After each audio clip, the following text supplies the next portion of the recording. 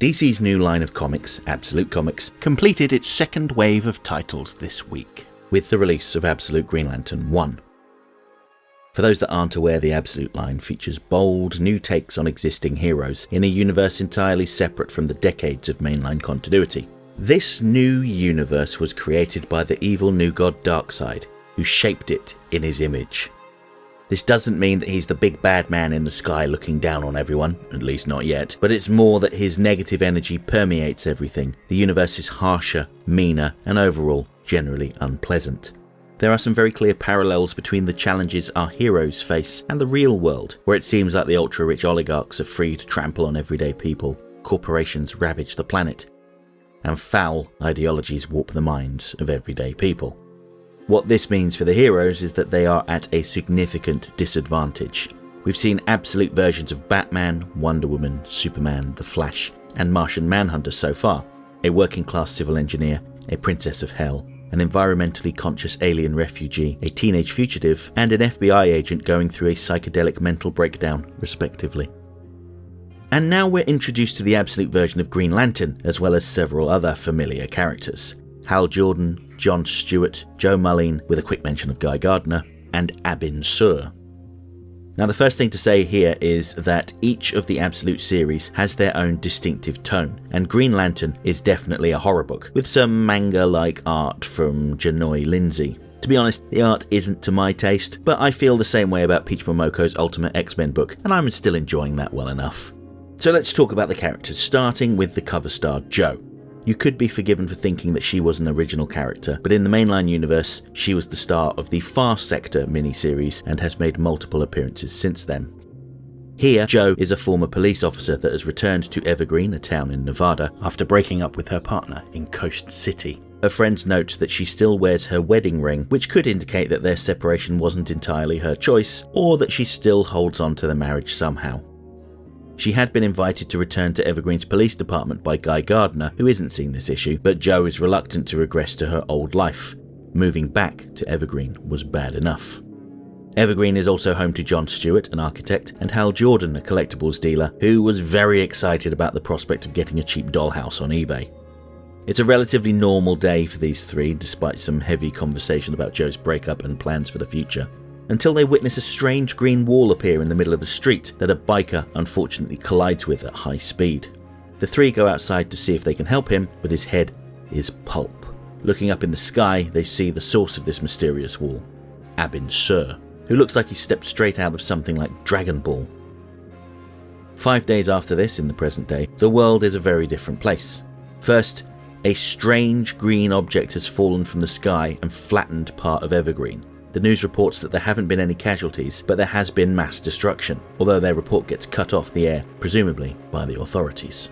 Hal Jordan, meanwhile, wanders up a highway looking deeply traumatized. A highway patrolman confronts him, noting that he is acting strangely.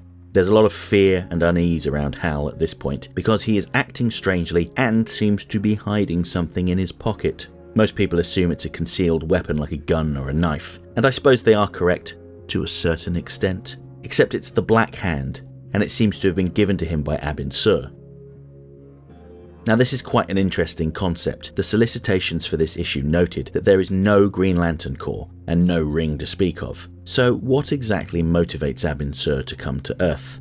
In the mainline comics, he was a Green Lantern who crash-landed on Earth and passed his ring to Hal Jordan, inducting him into the Green Lanterns. But here, he seems more menacing as he hovers above everyone looking down. This obviously isn't the first time that Hal Jordan has been presented as a villain. I'm sure we all remember Parallax. But in this case, it seems more like he's a victim that inadvertently does bad things. Note that he tells the diner patrons that he's trying his hardest to hold back the power that he wields. He wanted to be a hero, but things didn't work out that way. He clearly doesn't want to harm anyone, but doesn't know what to do with this new power he has had forced upon him. In the mainline comics, Black Hand was originally a villain who had a device that drained power from Green Lantern rings, but later on he was able to drain the life out of people to power himself up. His powers are very closely associated with death. I am intrigued by the idea that the absolute Abin came to Earth and turned Hal Jordan into a Black Hand rather than a Green Lantern. Despite there being no Green Lantern rings, rings seem central to this story. the white ring associated with the black hand that Hal Jordan sees in his mind's eye, the wedding ring left behind the biker he killed, and so on. Of course, that isn't the only change, as we see Joe coming after Hal, glowing with green energy. Absolute Green Lantern 1 is available now from all good comic shops. If you are based in the UK and don't have a comic shop near you, then you might want to use my affiliate link with the UK's biggest comic retailer, Forbidden Planet. I have included a link in this video's description. Alternatively, if the idea of hoarding a collection of comic books fills you with dread, I am getting perilously close to filling our storage unit, you may want to try getting a digital copy of the issue from Amazon. I also have an affiliate link which you could use to help my channel out. I've included the Amazon affiliate link in the info button in the top right corner, as well as this video's description. To those that have read the issue, what did you think? What do you make of the massive Green Lantern symbol that fell from the sky? Wasn't it ironic for it to land on a place called Evergreen? What is Abin Sur up to? Is he as villainous as he appears to be, or is there something else at play? And what about John Stewart? Hal and Joe went through quite radical transformations. I wonder what has happened to him.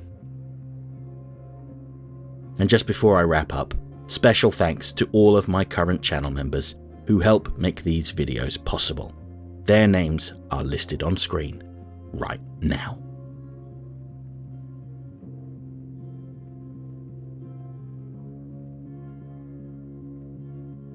Next time, I'll be back on Friday to talk about one of the very best Joker episodes of Batman the Animated Series, The Laughing Fish, and how it's a very worthy adaptation of 3 classic Joker comic book stories.